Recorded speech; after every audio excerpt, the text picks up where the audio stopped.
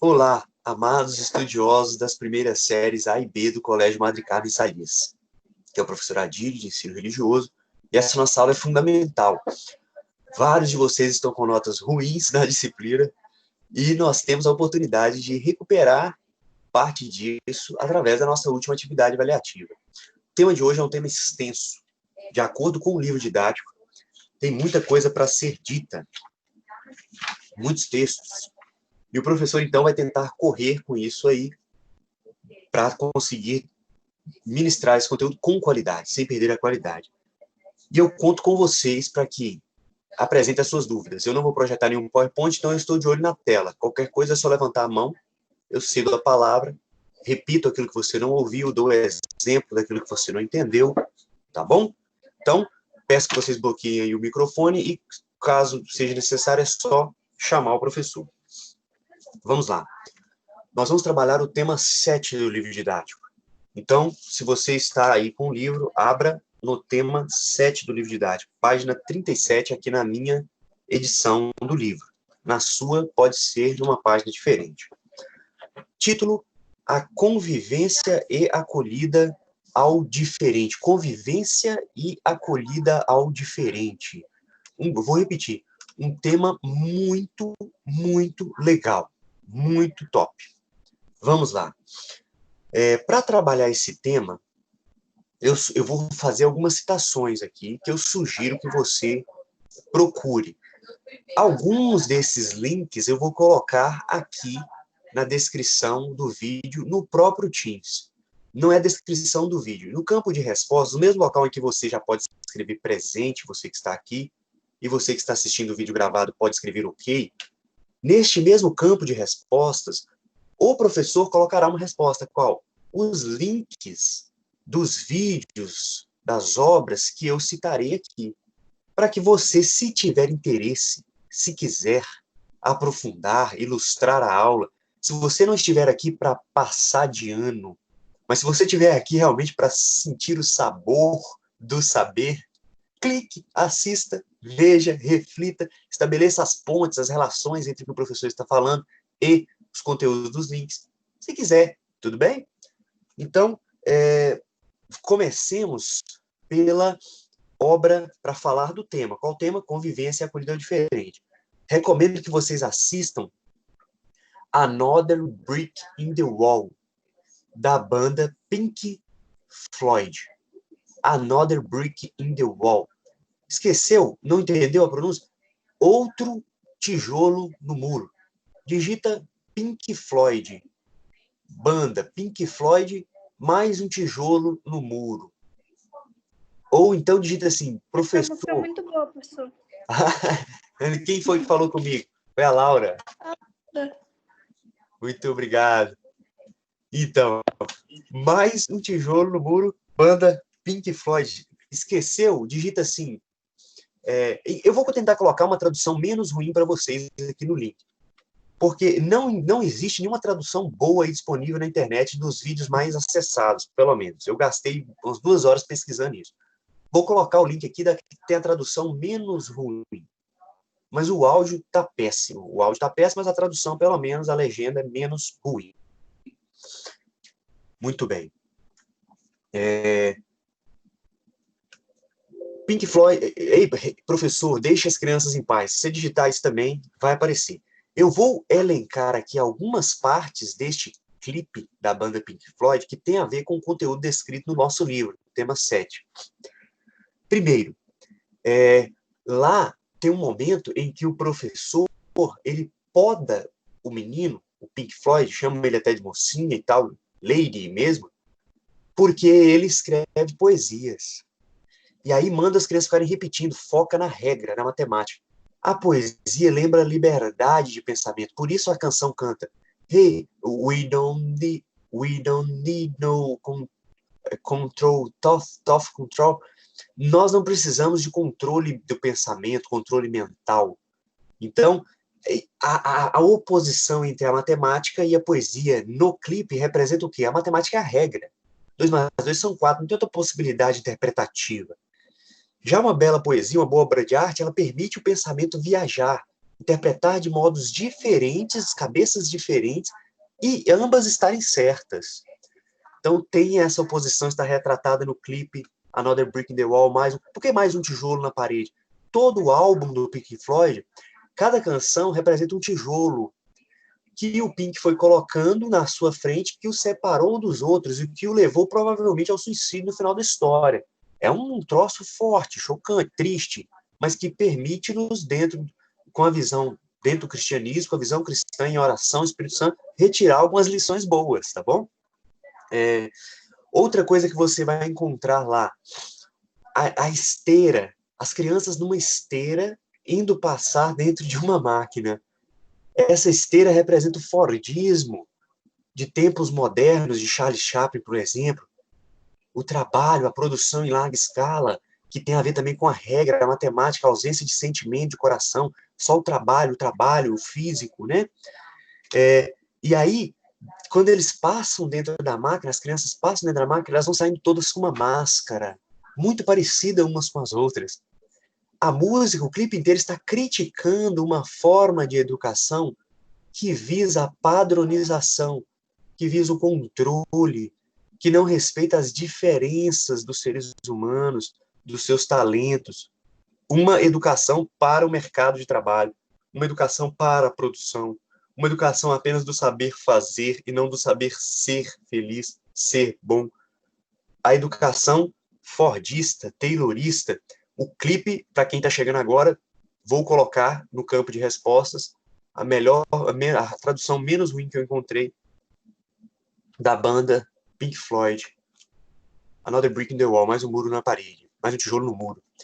Então ali está criticando que a escola, como uniformização, como padronização, tenta deixar todo mundo igual. Para quê? Para não ter que conviver com o diferente. Lembrando que o título do capítulo é Convivência e Acolhida ao Diferente. Por isso o professor está estabelecendo essa ponte com este clipe desta banda, para que vocês assistam depois e aprendam o conteúdo de um modo mais gostoso, mais interessante, menos chato. Nós temos o quê? Também ali uma crítica aos regimes totalitários. Isso está muito atual hoje em dia. A discussão em torno disso está muito atual. O que é um regime totalitário? É também um regime de governo que visa a uniformização, que quer eliminar o diferente. O que era o nasofascismo, o nazismo, aquela pregação da superioridade da raça ariana, a perseguição aos judeus, aos negros, homossexuais, etc., comunistas, a tentativa de manter próximo de mim só quem é igual a mim, só quem pensa parecido comigo, só quem é semelhante. Para quê? Porque eu não tenho que conviver com o oposto, com o diferente, com quem pensa diferente de mim, com quem sente diferente de mim, com quem tem gostos diferentes do meu, com quem tem características físicas diferentes da minha. Eu não quero conviver com o diferente, então eu quero uniforme. A ideia de uniforme é isso, manter todo mundo igual. E é uma ideia nazista. É uma ideia de regimes totalitários, do total, manter o um. Se eu puder, eu destruo o diferente. Fascismo. O nazismo é da Alemanha, tá bom? O partido nazista foi eleito ao poder, Hitler foi eleito, e depois deu o golpe e virou um ditador. Nós temos o nazismo na Alemanha, e nós temos ao mesmo tempo o fascismo na Itália, de Benito Mussolini, que vem de fácio. O que era o fácio? Era uma liga de couro vermelha que amarrava um feixe de varas. E o símbolo do partido fascista de Benito Mussolini na Itália, no começo, né, do nazismo, de Hitler na Alemanha, depois Mussolini caiu, muito antes de Hitler, o símbolo do partido fascista era justamente um feixe de varas. Presta atenção nisso, isso vai estar na sua prova. Um feixe de varas na sua atividade. Essas varas eram usadas para bater nas pessoas, né? Os guardas usavam, os pais usavam para bater nas crianças. Tem um feixe dessas varas amarrado pelo fácio. Daí vem a palavra fascismo. O fácio era uma tira de couro vermelha. E representado com um machado do lado, um machadinho. Esse símbolo, eu também vou colocar esse símbolo aqui para vocês. No link, não vou colocar na descrição do vídeo no stream, tá bom? Eu vou colocar talvez eu coloque também, mas principalmente no campo de respostas, onde vocês colocam presente, ok. Estará ali esses links para você ver essa imagem. Um fecho de varas usadas para bater, amarradas por um tiro de couro vermelho, com um machado do lado, que corta as pontas desse facho, desse fecho de varas. Por que ele corta? Porque não tem diferença. Não há diferentes no nosso país. Não há ricos, não há pobres. A tentativa de manter de novo a uniformização. E aí você lembra das palavras de Jesus. Jesus diz assim, no Evangelho, no capítulo 12, versículo 8 do Evangelho de João: pobres sempre tereis convosco, mas a mim eu vou ficar pouco tempo. Porque uma mulher quebrou um vidro de alabastro aos pés de Jesus, e Judas Iscariotes, que cuidava das finanças do grupo, que estava de olho não no bem, mas no roubar o dinheiro, falou assim: que desperdício, por que ela não vende esse perfume? Ela era uma prostituta de leprosos, por isso ela tinha um perfume caro. Leproso, no estágio avançado, ele fede.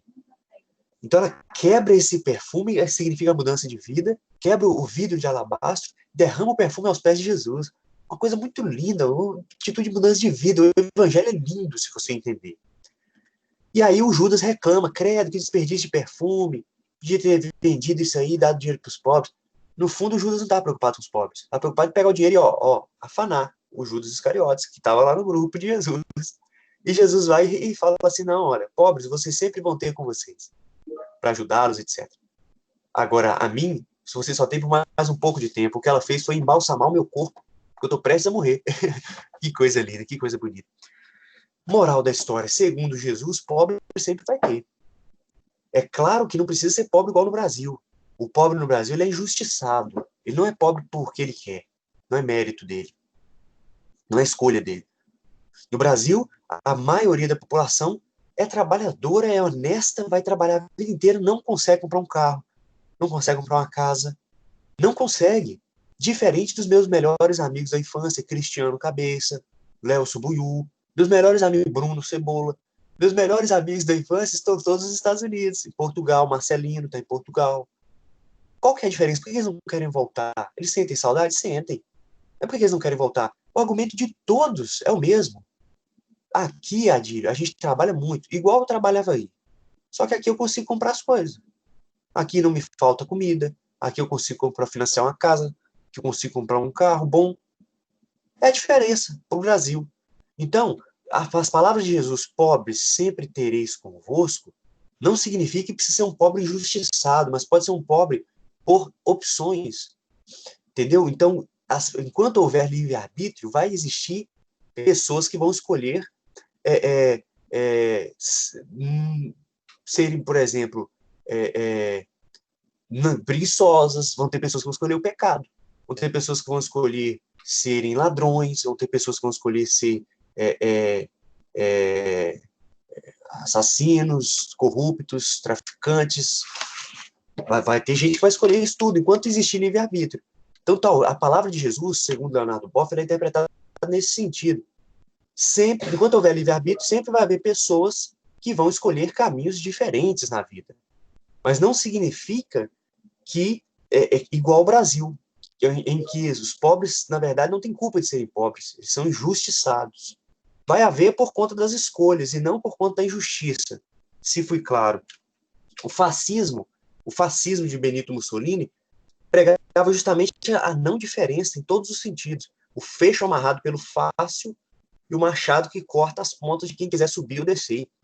Somos iguais, aquela ideia do somos iguais, também próxima de alguns regimes totalitários comunistas. Não estou falando do comunismo marxista, teórico, mas estou falando da ditadura de Stalin, etc. Tem a ver com o nazismo de direita. O nazismo é de direita, combatia o comunismo. Mas tanto a ditadura de Stalin quanto a ditadura de Hitler tentavam eliminar quem pensasse diferente. No caso de Stalin, tentava eliminar os capitalistas. No caso de Hitler, tentava eliminar os comunistas. Mas sempre a ideia de não suportar o oposto, o diferente, o diverso.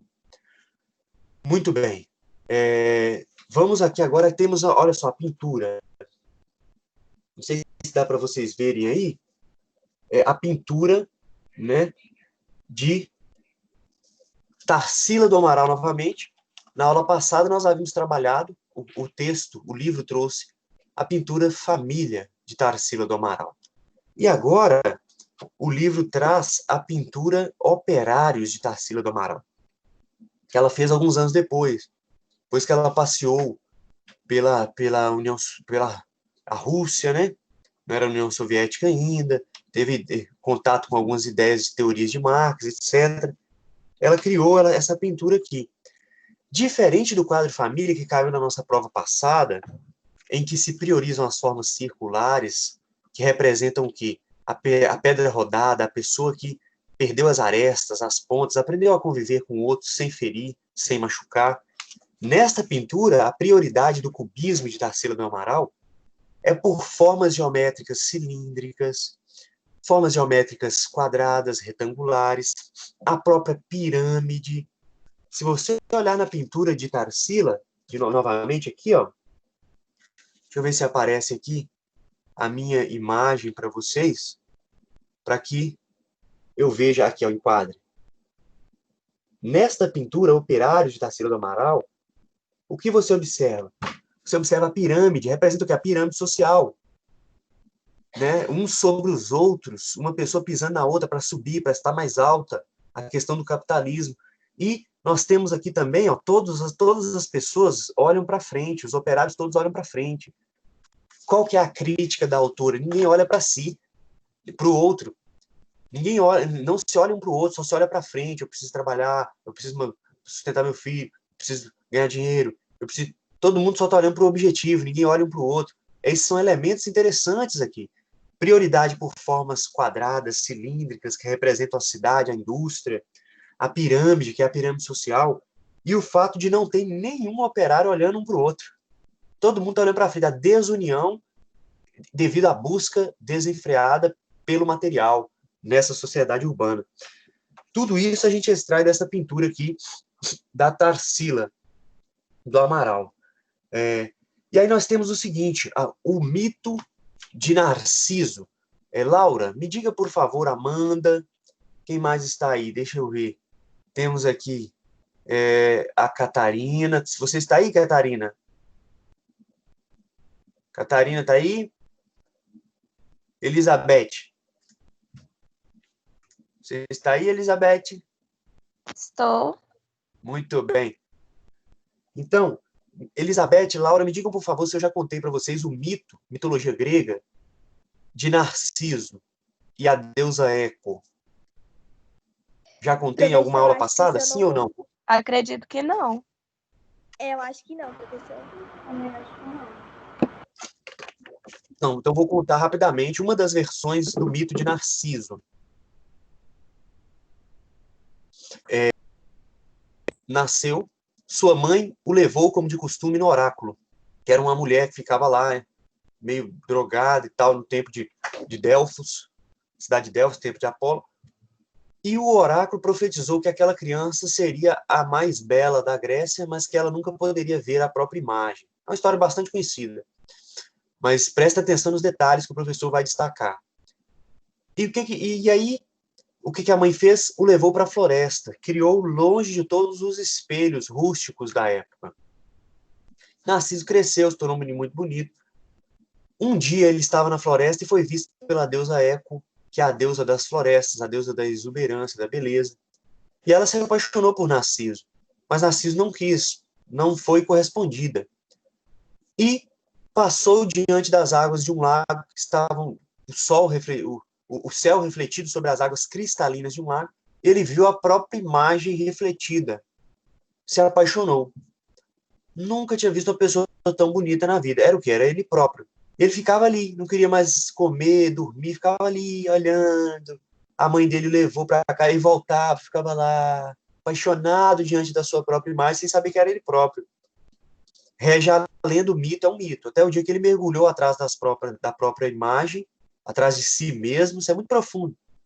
E disposto a não voltar enquanto não encontrasse aquela pessoa linda. E assim ele morreu afogado. Essa história. A deusa Eco, S-O, Eco, depois da morte de Narciso, se refugiou num local solitário e definhou, morreu, chorou até morrer. Por isso, hoje, quando você chega num local solitário, vazio, você ouve quem? Ou quem? Eco. Essa é uma das versões do mito de Narciso, dentre as várias fontes da mitologia grega. Isso é muito profundo. O que você tira daqui? Qual era a híbris, o problema, a dificuldade de Narciso? Amar apenas a si próprio. Amar no sentido de eros. Apenas a si mesmo. Isso, no fundo, somos nós. O narcisismo não é o egoísmo, não é o egocentrismo. São conceitos diferentes.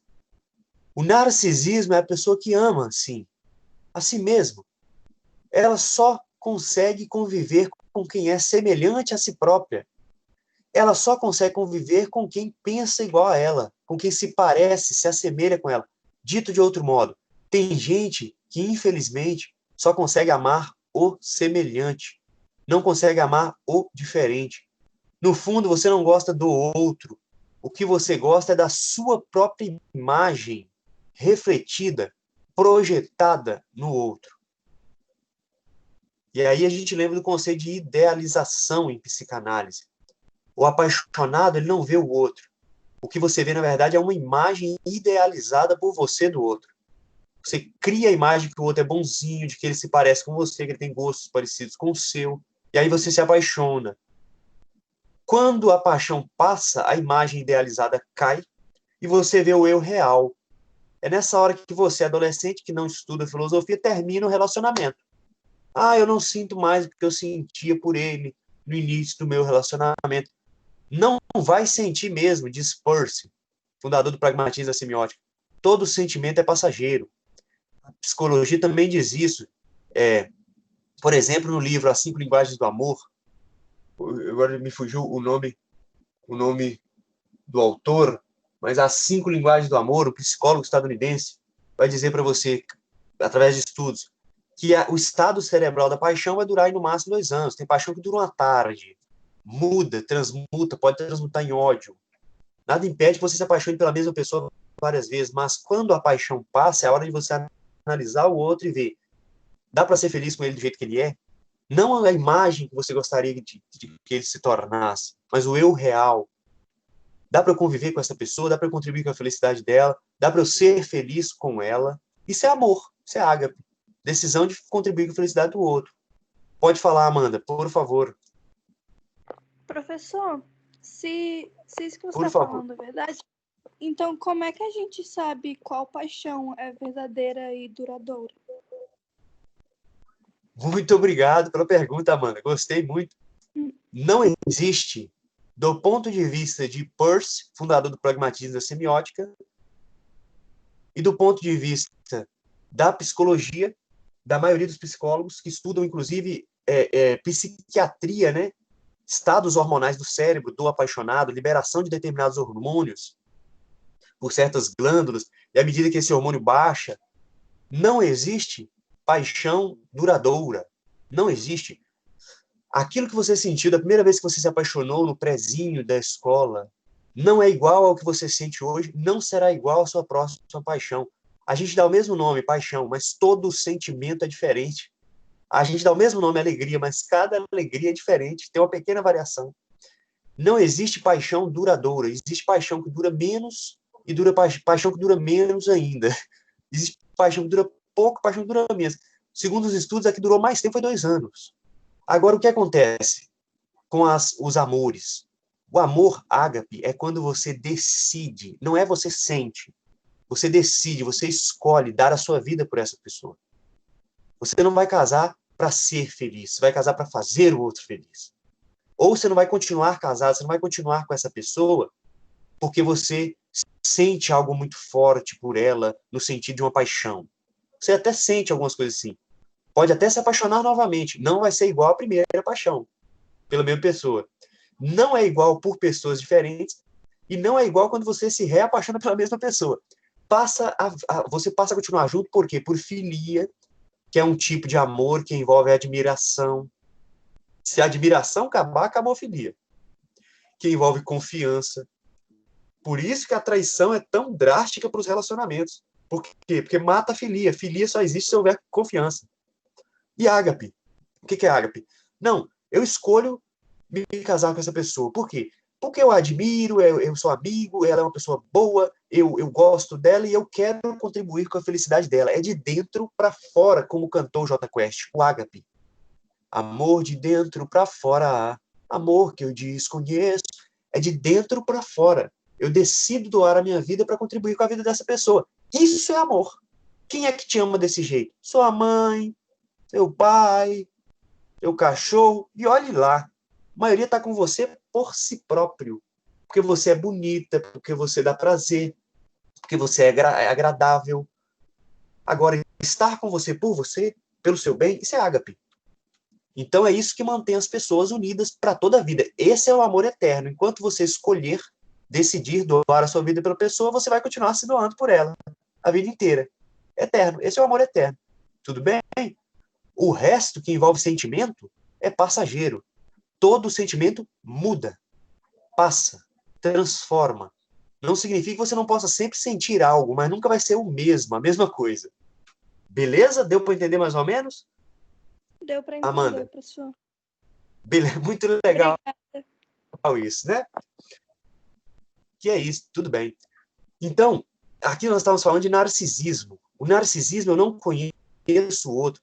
Felipe Castanhari, um youtuber, eu posso colocar o vídeo dele aqui também, tem um vídeo sobre a bolha social, olha aí. Outra referência, como eu disse no início da aula, quem gosta de aprender, quem não está aqui para passar de ano, pode buscar se aprofundar através desses links que eu estou citando.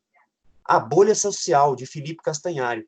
O que ele fala lá? Sobre os algoritmos do YouTube, do Facebook, do Instagram, que à medida que você dá os likes, ele vai, do Netflix, ele vai trazendo para você coisas parecidas com aquela. Com o tempo, você está rodeado somente de coisas parecidas. Você se fecha para o diferente e isso vai criando o quê? Partidos, tribos, partidarismos, nós contra eles. É um dos maiores problemas da nossa sociedade contemporânea. A polarização. O pessoal do Lula quer matar os do Bolsonaro quer matar os do Lula, e os evangélicos querem matar os católicos os evangélicos, etc. A intolerância. E vamos lá. Narcisismo é diferente, por exemplo, o narcisismo ele tem a ver com o egocentrismo. No egocentrismo, o centro de tudo sou eu. Vocês podem perceber essa diferença entre isso que eu estava falando com a Amanda, do ágape, de pensar no outro, e do egocentrismo, eu de pensar em si, através de alguns palestrantes, através de alguns professores. Eu me acostumei, não porque eu sou bom, mas porque eu fui treinado para isso, de quando eu estou dando palestra, eu presto atenção no público. Eu não presto atenção tanto em mim. Eu estou concentrado nas minhas ideias, mas eu estou prestando atenção nas pessoas. Por isso, diante dessa nova forma de dar aulas virtuais sem ver os rostos de vocês, ao vivo, realmente, o que eu tenho dificuldade, porque eu não sei se você está entendendo, se você não está entendendo, se você está gostando, se não está gostando, se já acabou a sua capacidade de concentração, se não acabou.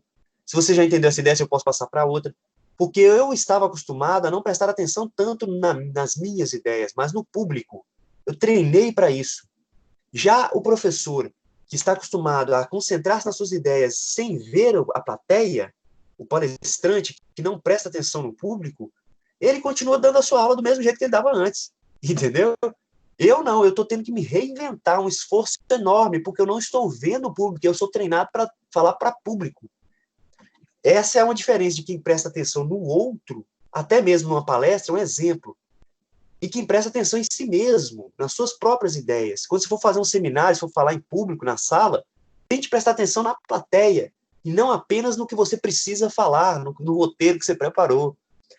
Muito bem. Continuando aqui, a frase de Santa Carmen. O Deus da paz, presta atenção nessa frase, vai estar na sua atividade avaliativa. O Deus da paz ama a união e detesta as divisões. É fundamental que você aprenda isso aqui. Eu nunca entrei em divisão, em discórdia, com um irmão de uma outra denominação cristã, que não fosse a minha. Embora eu tenha argumentos para rebater o que a pessoa está dizendo. Uma vez eu estava na fila de um banco lendo um livro. Um irmão de uma outra igreja chegou para mim e falou assim, toma cuidado, hein? Você está lendo demais. Porque toda vez que eu ficava na fila do banco, eu ficava lendo um livro diferente. Às vezes ficava 2, 3 horas, 4 horas na fila do banco do Vila Is, governador Valadares. Já cheguei a ficar no Banco do Brasil. Aí o guarda do banco falou, toma cuidado, tá escrito, hein? Na Bíblia, a letra mata. De fato, São Paulo disse, a letra mata, o espírito vivifica. Mas o que São Paulo queria dizer ali? Que se você ficar preso ao que está escrito na Bíblia, no Antigo Testamento, ao pé da letra, você pode promover a morte. Não é para você ficar preso à letra, é para você entender o espírito, o que o autor quis dizer dentro do contexto do amor de Jesus. É isso que São Paulo está querendo dizer com a letra mata, o espírito vivifica. O irmão da outra igreja interpretou como se eu não pudesse ler. Porque se eu ler muito, isso mata. Só que ele estava tão fechado, eu não contra-argumentei. Por quê? Porque eu vi que ia gerar uma divisão, ia gerar uma discórdia, e isso é contra o cristianismo. Tem gente que, em nome de Cristo, promove divisão. O que Santa Carmen está dizendo aqui? O Deus da paz ama a união e detesta as divisões. Brigar por causa de Jesus é a maior contradição que existe. Nosso Senhor disse, olha só, o que vos mando é que vos ameis uns aos outros. Nisto todos conhecerão que vós sois meus discípulos, se vos amardes uns aos outros. Eu vos amei. Nisto todos conhecerão que vós sois meus discípulos, se vos amardes uns aos outros. Muito bem. Estão me ouvindo até aqui? Alguém fale comigo aí, por favor. Fala, professor, estou ouvindo, estou entendendo. Professor, estou ouvindo, estou entendendo. Professor, estou ouvindo. Muito obrigado. Muito obrigado. Então, sabem a origem etimológica da palavra diabo? Eu já falei isso para vocês, sim ou não? Não. Não. Diábio significa existe dois, há dois. Outra tradução, vem da palavra latina diabulo. Teve uns meninos aí que falaram que tem até um personagem no videogame e tal que chama-se Diabulo. O Diabulo... Oi? Tem mesmo? Qual que é o jogo? Não sei. Diabulo significa aquele que divide. Divide, promove divisão. E o amor? O amor, em Empédocles, um filósofo pré-socrático, é aquele que promove a união. Empédocles, antes de Sócrates, 400 anos antes de Cristo, mais ou menos, Empédocles criou uma teoria da evolução, inclusive. O amor seria um princípio cósmico, um princípio do universo, que está sempre reunindo, promovendo união. União entre uma pessoa e outra, união entre uma família e outra, entre um povo, uma tribo e outra, promove sempre união. Ó. Aglomera, forma as espécies, os filos, os reinos. Enquanto o amor, como princípio cósmico, está sempre promovendo união, um outro princípio agente, né, que age na natureza, está promovendo divisão. Esse outro princípio impede que se chamou de ódio, né, caos, que dentro do cristianismo é quem? O diabo. Diabo é aquele que divide. Então, essa ideia de partidarismos que tem se criado hoje em dia, do nós contra eles, é uma ideia diabólica. Percebam que em nome do amor, porque Deus é amor, Theos estin HP, 1 João 4,16. Deus é amor, Deus é ágape, Deus é o bem, o amor, a união. Santa Carmen está dizendo, o Deus da paz ama a união e detesta as divisões. Em nome de Deus, tem gente hoje que promove o quê? Diabo. Você entendeu? Em nome, eu sou cristão da igreja, em nome do Cristo, que é o amor, que é a união, promove partidarismos, guerras, divisões, nós contra eles. Esse é o problema da religião para muitos estudiosos de ciência da religião. Qual que é o problema? O problema é que toda vez que ela une, ela cria também a divisão. Se não criar, estava ótimo. Mas à medida que eu torço pro Corinthians, eu me identifico com os torcedores do Corinthians, criou uma união. E, ao mesmo tempo, eu me separo dos torcedores do Palmeiras. Criou uma divisão, o nós contra eles. Isso é partidarismo. Não é partido dentro de uma democracia sadia, mas é o partidarismo, o exagero de partição, divisão. Isso é diabólico. Ah, eu estou no partido tal, beleza, eu tenho que entrar num partido se eu quero candidatar, quero fazer o bem para o povo. Mas à medida que eu torço para aquele partido como se fosse um time, uma paixão irracional que me separa dos outros, que me promove uma oposição aos outros, isso é diabólico. E tem gente que faz isso com igreja, faz isso com religião. Ah, eu torço pro time do não sei quem, da igreja tal. E aí, agora eu já sou inimigo dos católicos, dos evangélicos, totalmente contrário à base do cristianismo. Vou ler mais uma vez.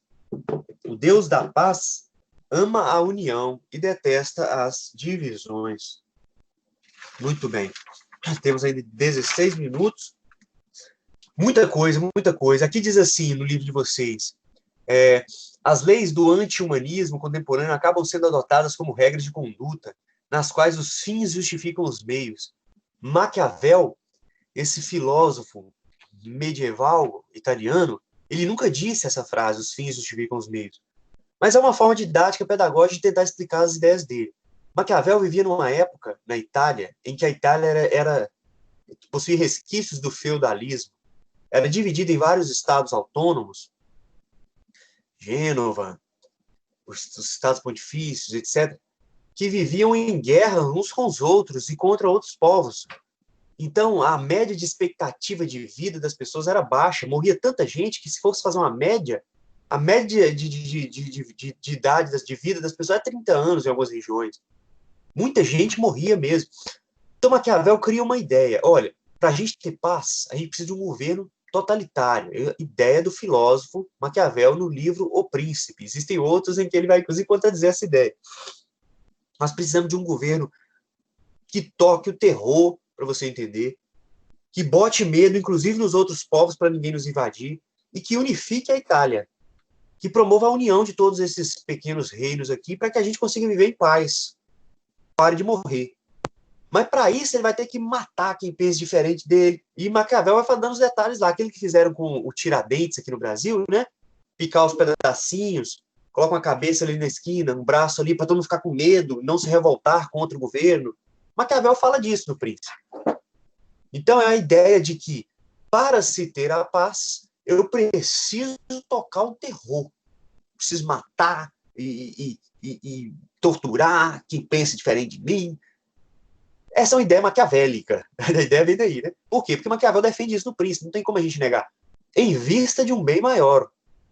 João Paulo II contradiz essa ideia. Ele diz que nós nunca podemos aceitar a ideia de que, para atingir um fim bom, a gente pode roubar, matar, e torturar e etc. São ideias opostas. Quem está certo, quem está errado? Não sei. Minha função é explicar para você as duas e deixar que você forme a sua opinião. Aqui, o texto está dialogando como Maquiavel, nesse sentido de que a tirania ela seria favorável à moral do príncipe e logo promoveria a paz. Se você matar um bem matado, você evita de matar um monte, para Maquiavel, no Príncipe. Cai em tudo quanto é vestibular, Enem, concurso aí, Maquiavel. E não como um fim em si mesmo, o conceito que Kant falou de dignidade, que nós já trabalhamos nos capítulos anteriores. Considerar sempre o outro como o objetivo final da minha ação.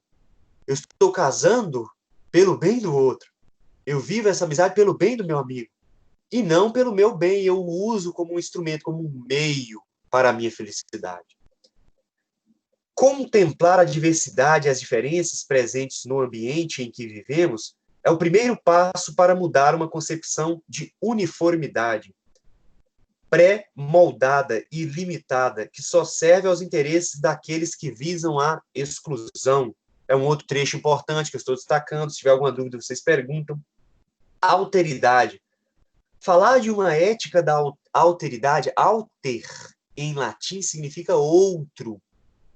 Falar de uma ética da alteridade consiste basicamente em saber lidar com o outro, entendido não apenas como o próximo, o da minha igreja, a outra pessoa, mas, além disso, como o diferente, o oposto, o distinto, o incomum ao mundo, o incomum ao mundo dos nossos sentidos pessoais, o desigual, que na sua realidade deve ser respeitado como é e como está, sem indiferença ou descaso, repulsa ou exclusão em razão das suas particularidades, das suas diferenças.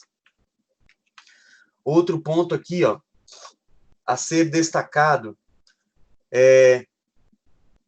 convivência não apaga ou anula as diferenças, ao contrário, é a capacidade de acolhê-las, deixá-las ser diferentes e, ao mesmo tempo, assim, viver com elas e não apesar delas.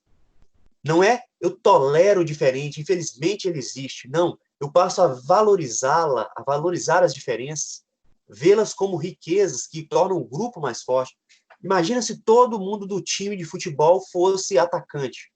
Então, você não tem que, porque você é um atacante, se considerar superior a um zagueiro. Não, são diferenças e valiosas. Ah, que o advogado ele se sente superior ao faxineiro. Ele vai viver no ambiente sujo. Não, são diferenças, dons diferentes, e todos são riquezas.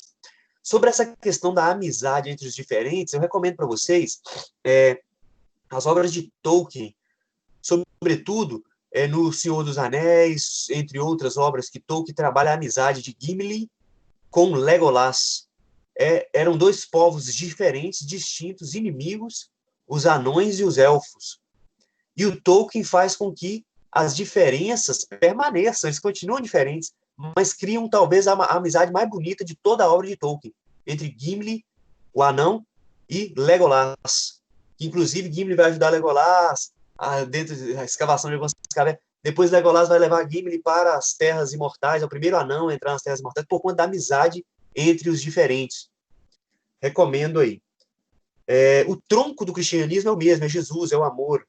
As diferenças são os galhos, um crê na intercessão de Maria, o outro não crê na intercessão de Maria.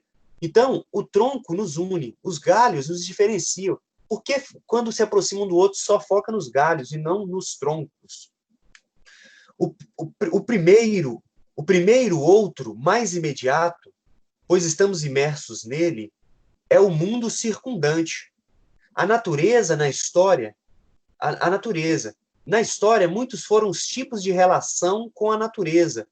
Uns mais respeitosos e cooperativos, outros mais agressivos e utilitários. Vou colocar também como link dessa nossa aula, tanto no campo de respostas, quanto provavelmente lá também na descrição do vídeo no stream, um link para um conceito interessante, que é o conceito de montado. Em Portugal é chamado de montado. O que são os montados? É uma agricultura sustentável. Diferente do Brasil, o Brasil a pessoa só pensa imediatamente, arranca todo o cerrado, por exemplo, joga cal, joga e planta soja. Não deixa uma árvore sequer. Nos montados de Portugal, por exemplo, os montados da criação de porco, ao invés de ser num chiqueiro, eles criam porco numa região cheia de carvalho, parece uma floresta. Cheia de carvalho, e os porcos comem as bolotas que caem do carvalho, além de pastar por ali. Então, eles mantêm a floresta ao mesmo tempo que conseguem fazer a sua agropecuária. Nós temos aí na Costa Rica uma criação dos maiores cafés do mundo. Eles mantiveram a floresta. O cara, na verdade, ele replantou a floresta, e entre uma árvore e outra, ele planta o café. O café ele se alimenta das folhas das árvores que caem, que mantêm os nutrientes do solo, e é um café rico, um café muito mais caro que o nosso, que arranca toda a floresta e planta aquele café lá. Uma ideia de a natureza não como algo que eu vou explorar imediatamente sem pensar no futuro, quero ficar rico e que se lasque a terra depois. Não, uma ideia de consciência de sustentabilidade, de harmonia, de convivência, de paz. Uma outra ideia de agropecuária, que é a chamada agrofloresta hoje em dia. Vai estar na sua prova também. Vou colocar o link do montado para você ver, ler o textinho lá a respeito dessa nova ideia. Nova não, muito antiga, né? Nova para nós brasileiros que só pensam na exploração destrutiva do mundo. Temos aqui, ó, com o ser humano culmina o processo de evolução. até hoje conhecido. Vejam bem, está escrito no seu livro de ensino religioso, com o ser humano culmina o processo de evolução até hoje conhecido. Então, o livro de ensino religioso, ele aceita a ideia de uma evolução que chega no auge da evolução, que é o ser humano. Vejam bem, a ideia de Big Bang e a ideia de evolucionismo de Darwin, elas não são contraditórias com o cristianismo. Quem diz isso? Professor de ensino religioso? Não, quem diz isso é o Papa. Tanto o Papa João Paulo II possui diversos textos em que ele defende esta ideia de que a evolução do universo e das espécies não é contraditória à ideia de um Deus criador, quanto o Papa Francisco defende a mesma ideia abertamente. Eu vou colocar dois links para vocês sobre os textos do Papa João Paulo II e os textos do Papa Francisco, em que eles dizem que tudo bem você acreditar no Big Bang, tudo bem você acreditar na evolução, desde que você acredite que foi Deus quem criou, através do Big Bang, através da evolução. Chegou num determinado momento, ele colocou o espírito e fez aquele ser imagem e semelhança dele, porque é livre, diferente dos outros que são mais presos aos instintos. Quem diz isso? Professor de ensino religioso? Não. Quem diz isso? Papa Francisco. Quem diz isso? Papa Francisco diz diretamente. E quem diz não tão diretamente? Papa João Paulo II. Vou postar para vocês os links para provar isso aí. Nós contra eles, né? A convivência, o respeito e o pluralismo inevitável do encontro das culturas não determinam o fim dos conflitos e tensões que correm entre as pessoas e grupos. Por quê que continuam essas guerras? Por causa da ideia do nós contra eles. Toda vez que formam um nós, então agora a gente é contra, a gente é diferente daquilo. Não tem necessidade disso. A ideia de pertença, Michel Maffesoli, sociólogo francês, ainda vivo, fala da formação das tribos urbanas. Os punks, os skins, né? Vocês têm os bone skins, você tem os skinheads, você tem essas diversas tribos que estão relacionadas a quê? Para Michel Maffesoli, medo que você tem da solidão. Você não quer se sentir sozinho. Então, você quer pertencer a um grupo, você quer ser aceito na escola, na sociedade, e aí você se identifica, às vezes veste as mesmas roupas, acredita nas mesmas ideias, porque no fundo ali você se sente amado, Michel Maffesoli vai dizer. E é uma solidariedade orgânica, ele chama, e não uma solidariedade racional da nossa sociedade, que vai lá e dá uma esmolinha, mas que não adere ao grupo. A solidariedade das tribos é uma solidariedade mais sincera para Michel Maffesoli. Só que o problema também é a violência, é a falta de raciocínio, que às vezes segue as coisas porque está para pertencer ao grupo, vai comprando aquelas roupas, vai usando aqueles determinados tipo de cabelo, vai começando a querer bater no outro. Esse é o problema. O problema é o quê? A falta de raciocínio a respeito e por medo de ficar sozinho ou aceitar certas coisas, inclusive a perseguição ao diferente, como a notícia dos skins heads, os carecas do ABC que jogaram 2 punks pelo trem. O cara perdeu o braço. Notícia que vocês não conhecem, mas que está aí na mídia, se você procurar. Continuando aqui, não se compreende o outro se prevalecerem os preconceitos, concepções cristalizadas que impedem uma nova concepção que nasce do encontro dos dois. Esses dias um aluno me perguntou no chat, professor, o que vocês têm contra os homossexuais? Eu falei, peraí, de onde é que você está tirando que eu tenho alguma coisa contra? Eu nunca falei desse assunto. Mas todo estudioso da Bíblia tem. Olha para você ver, a menina com preconceito com o professor. Não me conhece, não sabe a ideia que eu penso a respeito da coisa, mas já preconceituou que eu sou homofóbico porque eu sou um estudioso da Bíblia. Entenderam? É claro, depois ela me conheceu, eu apresentei para ela a posição da igreja, apresentei a posição de Foucault, um filósofo homossexual. Ela começou a ver que eu não sou o que ela achava que eu era. Isso é preconceito, que cai quando você conhece.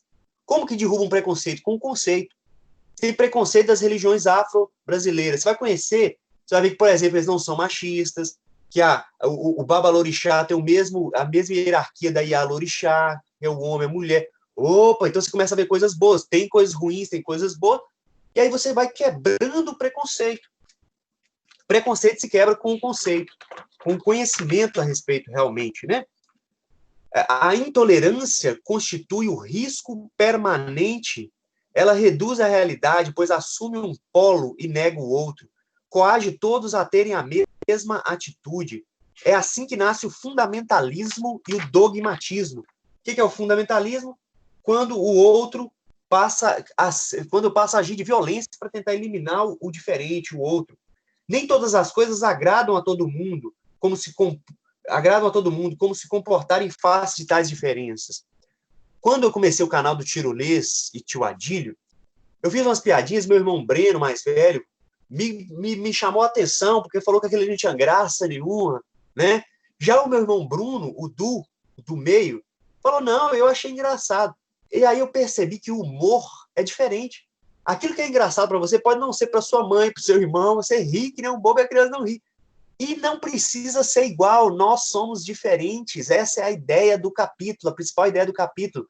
Respeite e valorize a diversidade. Não queira uniformizar.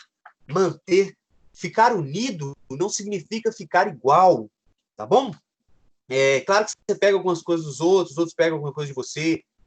A tolerância passiva, agora é para fechar o capítulo, preciso falar tolerância passiva, que está aqui escrito como pusilanimidade, e tolerância ativa. Tolerância passiva, eu não falo o que eu penso, eu não falo o que me incomoda, porque eu quero manter a paz. Isso está errado para o livro.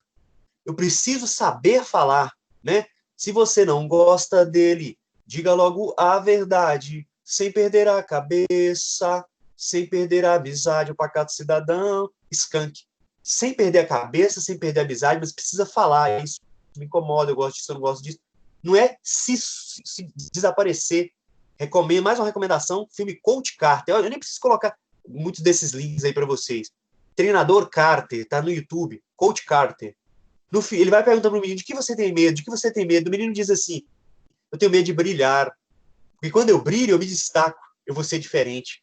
Não tenha medo disso. Jesus brilhou, Jesus se destacou e disse para você, seja luz. Uma luz não foi feita para colocar debaixo da mesa, foi feita para colocar em cima. Não tenha medo de ser você e de se destacar e de brilhar. As diferenças são as nossas riquezas. Porque quando você se destaca, você se isola e as pessoas sentem inveja, querem derrubar você. Infelizmente, diz Madre Teresa, mas brilhe assim mesmo, brilhe assim mesmo. Existir, terminando aqui, existir é sempre coexistir, viver é sempre conviver. Coexistir e conviver exigem como primeira atitude o respeito pelo outro, enquanto o outro, diferente de mim. É então que entra a tolerância como um esforço de conviver, apesar de autolimitar-se em razão do outro, que tem direito de existir. Ele ri de coisa diferente de você, e você vai ter que aprender a lidar com isso. Carta da Terra, um documento brilhante que é citado aqui, foi feito depois de 10 anos de convívios diferentes, e que a maioria de nós não conhece, publicado no ano 2000. Não deixem de ler esses textos que estão aqui no livro, quais são? Parábola do Bom Samaritano, cerne do cristianismo, a questão da visão de Pedro do lençol com 4 pontas, apontado para os 4 cantos do mundo, representa o que é a união de todos os povos, inclusive dos que não eram judeus, a aceitação dos que alimento de diversos tipos de animais, diferentes dos judeus, prestar atenção no centro, a explicação dos apóstolos que Jesus deu no outro passagem, está aqui sobre a parábola do joio e do trigo. Semeou trigo, cresceu o mato, não pode arrancar o mato, porque senão vai arrancar o trigo. Representa o que a nossa vida aqui, tem gente boa, tem gente ruim, não pode arrancar o ruim e deixar só os bons, só no fim dos tempos. Tem uma passagem que parece bobinha, ó, respondeu as perguntas, mas te ajuda a se autoconhecer. E, para fechar, uma oração linda, que com seu entusiasmo, jovem, façam renascer a esperança nos mais velhos e contribuam para reerguer as pessoas abatidas e desanimadas. Tchau, vamos com Deus. Prestem atenção bastante, vejam os links e se preparem para a nossa próxima atividade avaliativa, que talvez eu vou antecipar. Fiquem atentos aí às publicações do canal aqui, da sala. Tchau. Tchau. Tchau, professor. Tchau. Avisa a galera que faltou. Posta no grupo lá. Avisa a galera no grupo lá que faltou. A aula foi legal. A aula foi incrível. Tchau, professor. Tchau.